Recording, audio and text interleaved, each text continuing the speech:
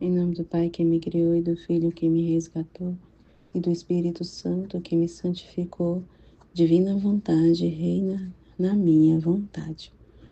Leitura do Livro do Céu, volume 16, trecho 17. 28 de agosto de 1923. Não basta possuir, se não se requer cultivar e guardar o que se possui. Sentia-me extremamente aflita pela privação do meu doce Jesus, porque eu chamava e rogava. Não se dignava retornar à sua pequena exilada daqui abaixo. Ai, como é duro meu exílio! Meu pobre coração agonizava pela dor que sentia, porque aquele que forma sua vida estava distante de mim. Mas enquanto suspirava seu retorno, veio o confessor. E Jesus, precisamente então, depois de tanto esperar, se moveu em meu interior, estreitando-me forte o coração, se fazia ver, e eu lhe disse: Meu Jesus, não podias ter vindo antes? Agora devo obedecer. Se te parece bem, virás quando te receber no Santíssimo Sacramento, então ficaremos sós outra vez e estaremos livres para ficarmos juntos. E Jesus, com aspecto digno e descuidado, disse-me: Minha filha, quereis que destrua a ordem da minha sabedoria e que retire esse poder dado à minha igreja? E enquanto dizia, fazia-me participar nas suas penas. Depois disse-lhe: Mas diz-me, meu amor, por que não vens? Fizeste-me esperar tanto, quase até me fazer perder a esperança de seu retorno. E meu pobre coração, pela dor, se debate entre a vida e a morte. E Jesus, todo bondade, minha filha, tendo posto em ti a propriedade do meu querer, quero que não só seja possuído por ti, mas que o saibais conservar bem, cultivar, ampliar, de maneira de multiplicá-lo, assim que as penas, as mortificações, a vigilância, a paciência e até minha mesma privação servem para ampliar e guardar os confins de minha vontade em tua alma. Não basta possuir, mas saber possuir. De que serve ao homem possuir a propriedade se não se toma o cuidado de semeá-la, cultivá-la, guardá-la, para depois recolher os frutos de suas fadigas? Se você não trabalhar seu terreno, mesmo que você o possui, você pode dizer que você não terá com que tirar a fome. Assim que não é possuir o que faz rico e feliz ao homem, senão saber cultivar bem o que possui. Assim são minhas graças, meus dons, especialmente minha vontade, que como rainha tenho posto em ti. Quero o alimento de ti, quero o trabalho de tuas penas, de tuas ações, quer que em cada coisa sua vontade toda submetida à sua lhe dê as honras e o cortejo que como a rainha convém. E ela em cada coisa que faça ou sofra, terá disposto o alimento com que nutrir tua alma. E assim, tu, por um lado, e minha vontade pela outra, alongareis os confins da minha suprema vontade em ti. Trecho 18, 2 de setembro de 1923. Privação de Jesus e outras penas. Ameaças de guerras. Sentia-me muito amarga pela privação do meu adorável Jesus, muito mais do que fazendo-se ver como um relâmpago, me fazia sair de mim mesma. E enquanto ele rapidamente fugia, me via obrigada a ver coisas trágicas e funestas, ruídos de guerras, como se quisessem comprometer a Itália, chefes de governo que, aproximando-se de outros chefes, ofereciam somas de dinheiro para fazê-los cair nos laços da guerra. Desde o mês de janeiro deste ano, estando o dia muito sofredor, Jesus tinha me dito que me fazia sofrer para dar luz às nações, porque querendo fazer a guerra, queriam arrastar a outras, oferecendo grandes somas para atraí-los para eles. Agora eu acho que eles adicionam outros esforços para obter a sua tentativa. Que dor sair de mim mesma, ver pessoas que sofrem, ver montar outro campo de guerra e não ter a meu Jesus junto comigo para lhe dizer uma palavra, para lhe arrancar ainda à custa de penas, misericórdia para a humanidade feliz. E assim eu passei bastante dias nesse estado. Meu coração não podia mais não só sentir a pena de estar quase privada de meu Jesus, senão também outra pena tão dura que eu mesma não a sei manifestar. Por isso, enquanto se fez ver que, estreitando-se a meu coração, buscava repouso e refúgio, pois não podia mais, eu o apertei e lhe disse: Minha vida, Jesus, diz-me, em que te ofendi que não venhas? Que é esta outra pena, além da tua privação, que me dilacerou e me divide de ti? E Jesus, todo aflito, me disse: Minha filha, acaso puseste em alguma coisa a vontade de me ofender, pois teme que me tenha subtraído de ti? E eu, não, meu Jesus, quero morrer antes de te desagradar. E Jesus, pois bem, uma filha que sempre esteve com o seu pai deve ser atenta em conhecer os segredos, os modos, as causas de como lida com ela. Tanto tempo faz estou com você e não entende ainda as causas que me obrigam a me subtrair? Mas se você as também compreendeste, os graves males que viste, quando como relâmpago vindo a ti e tirando-te de ti mesma, te deixava sozinha a percorrer a terra, quantas coisas trágicas você não viu? E além disso, os grandes preparativos de guerra que estão fazendo as nações. O ano passado a França, como mover-se contra a Alemanha, soou a primeira badalada. Itália, ao mover-se contra a Grécia, soou a segunda badalada de guerra. Logo virá outra nação que soará a terceira, para chamá-las ao combate. Que perfídia, que obstinação! Por isso, minha justiça, não podendo suportar mais tanta obstinação, me obriga a me subtrair de você, para ficar livre em seu curso. E a pena que você sente em seu coração, ademais da minha privação, não é outra coisa que a pena da humanidade dividida de mim. Certo que é uma pena horrível, tanto que meu coração estremeceu e agonizou. E agora, pelos vínculos que tens comigo, ficas vinculada com toda a família humana, e estás obrigada a sentir tu esta pena, que as gerações humanas, com seus horrendos pecados, se dividem de mim.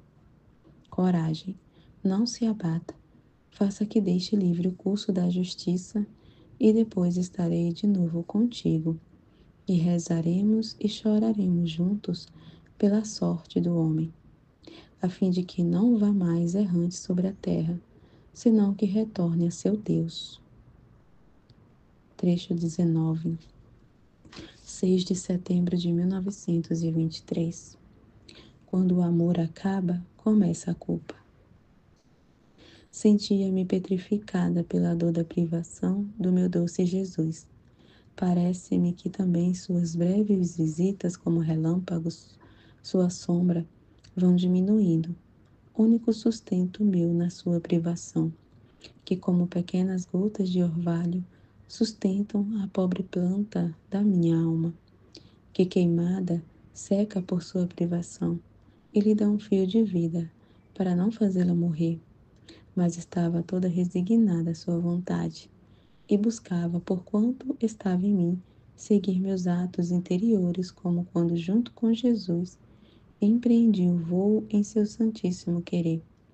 Mas, ó, como diversos os fazia mal, não encontrando a todos para dar por todos ao meu Deus.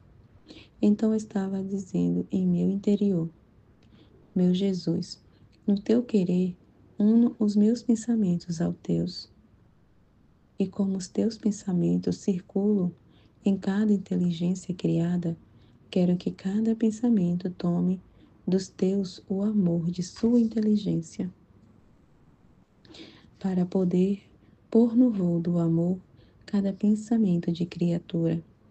Este voe para cima no céu ante a majestade suprema e fundindo-se com o amor eterno, atrai à terra, sobre todas as criaturas, o amor da Santíssima Trindade.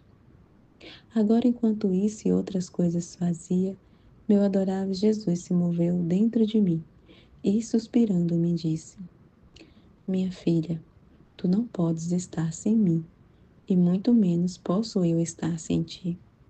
Tudo o que tu sentes em seu coração sou eu, suas ânsias, seus suspiros, o martírio que sofre, porque estar privada de mim. Sou eu, são meus batimentos que se repercutem em ti, que te levam minhas penas, que me escondem de você. Por isso, não podendo mais, o amor superando a justiça me obriga a me mostrar.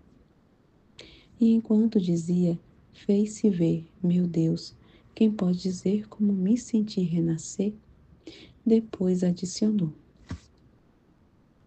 minha filha, tu me destes o quarto em ti na terra, e eu te tenho no céu em meu coração.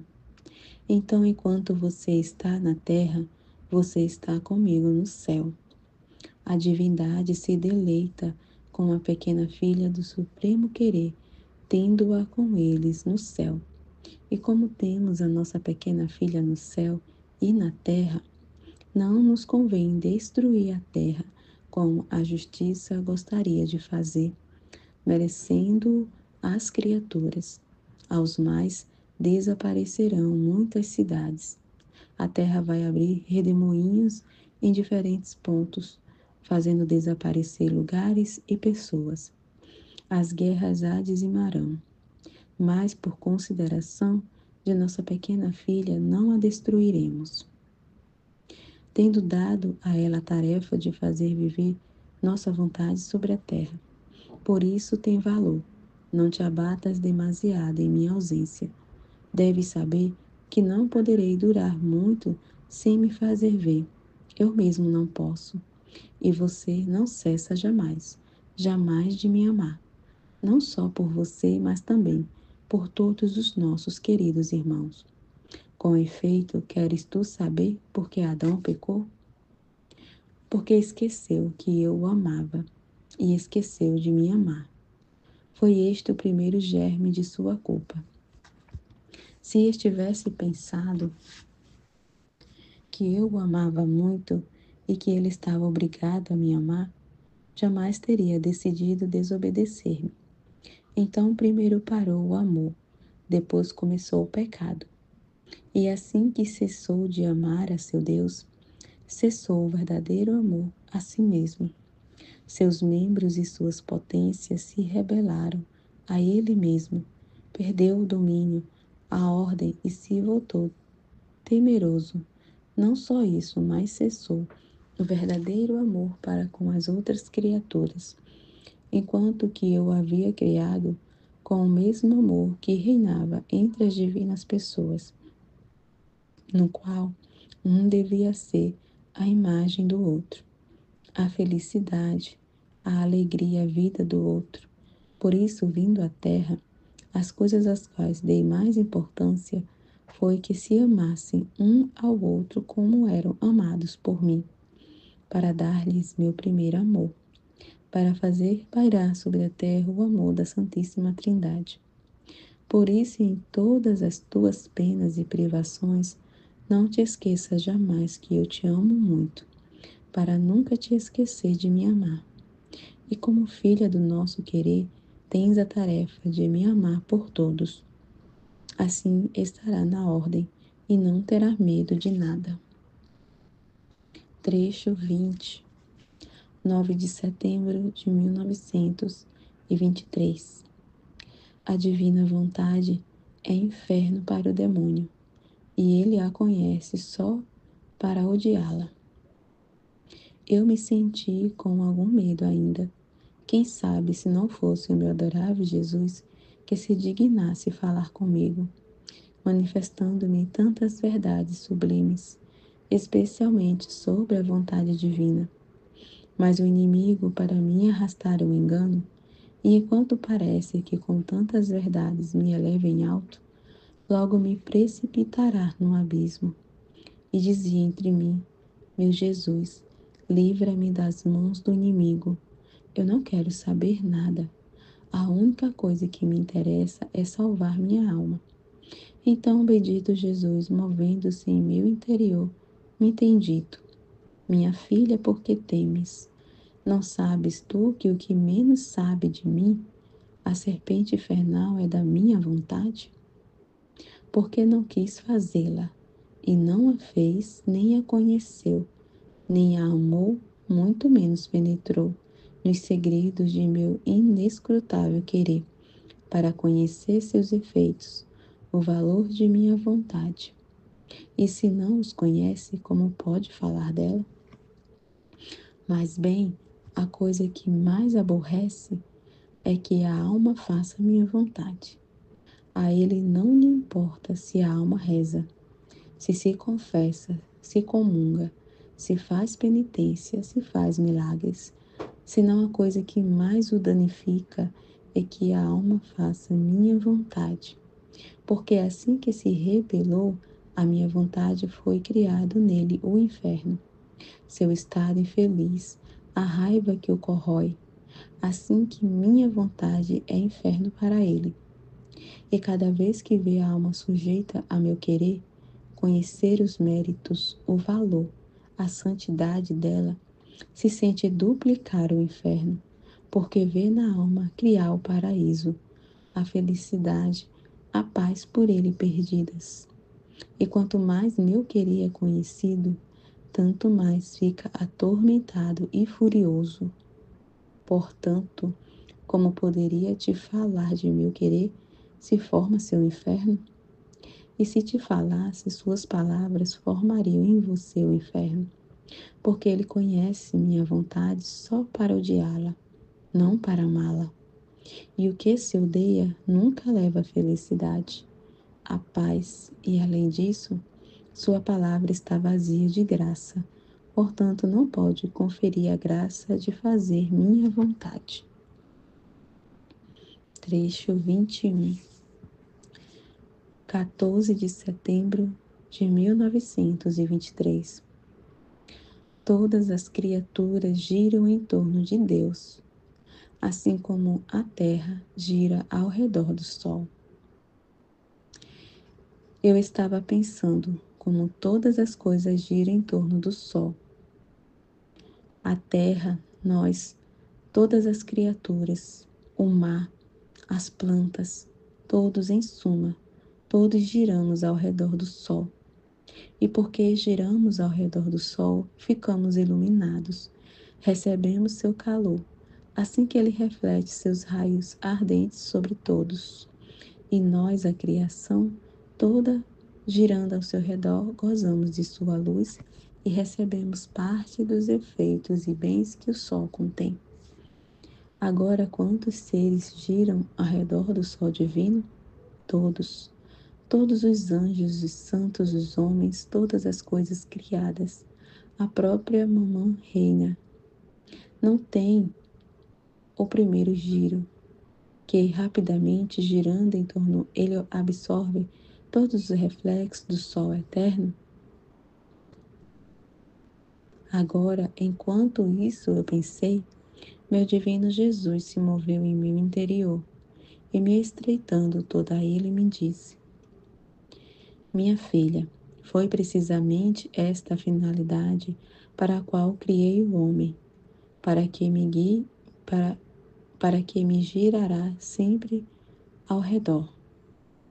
E eu, como sol, estando no centro de seu giro, devia fazer refletir nele a minha luz, o meu amor, a minha semelhança e toda a minha felicidade.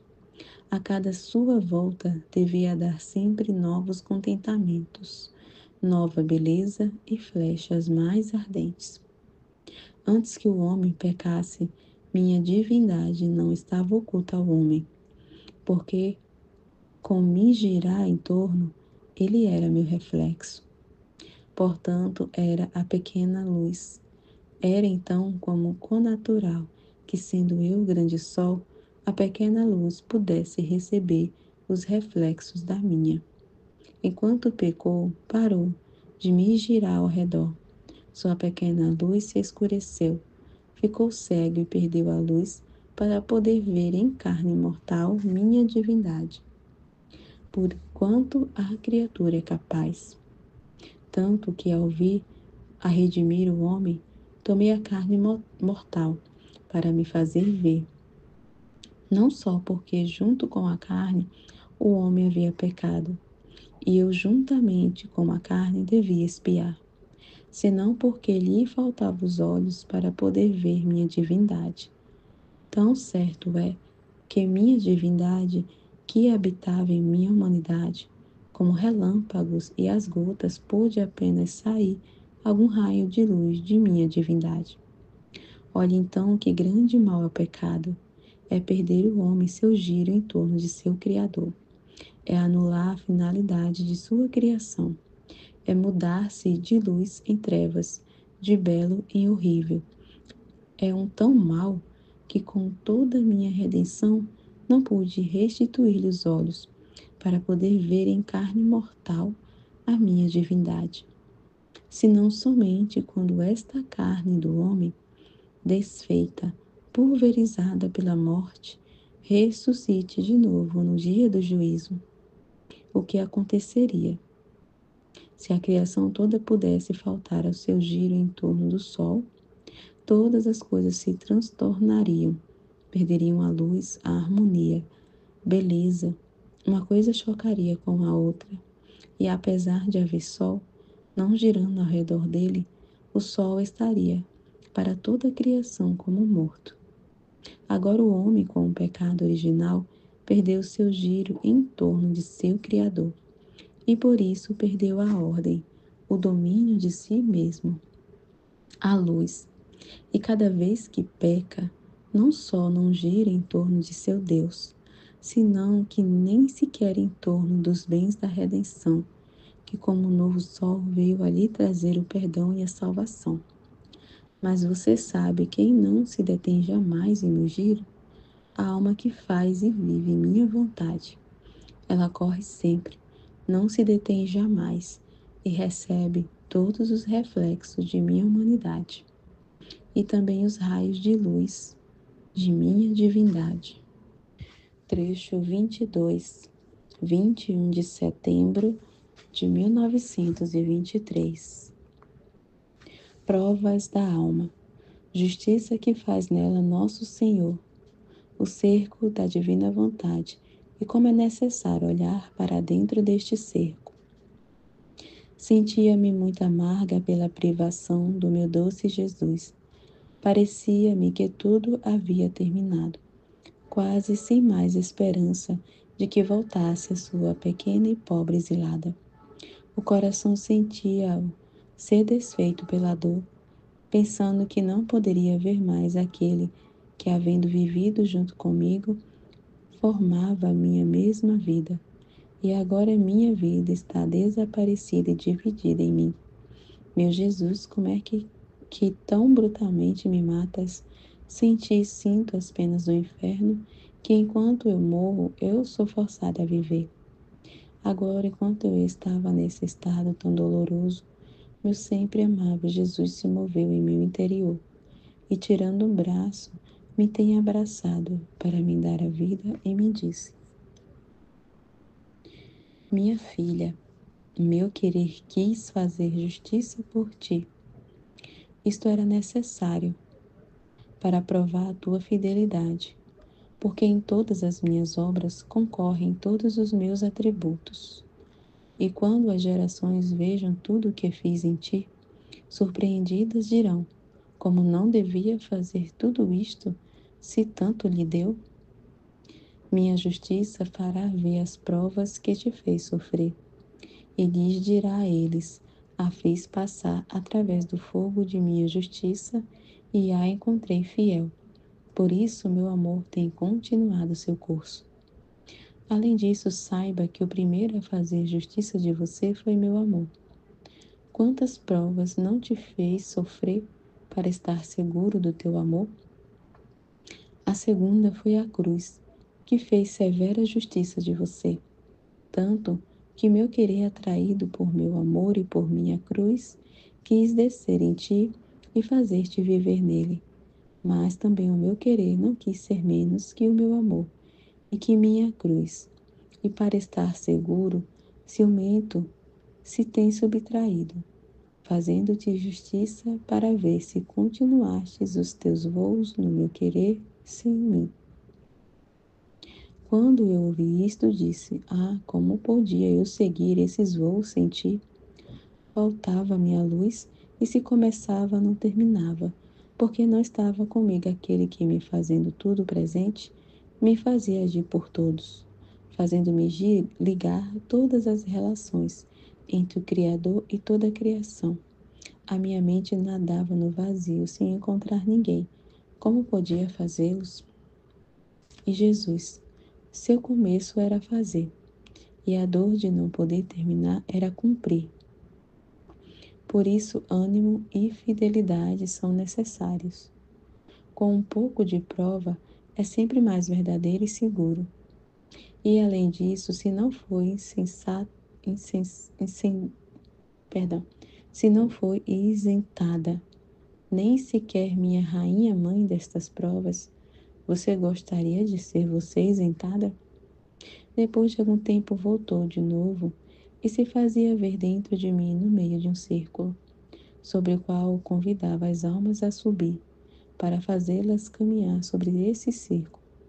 Eu subia para nunca mais descer, e meu amável Jesus me disse: minha filha, este círculo é a minha vontade eterna, que abraça a grande roda da eternidade.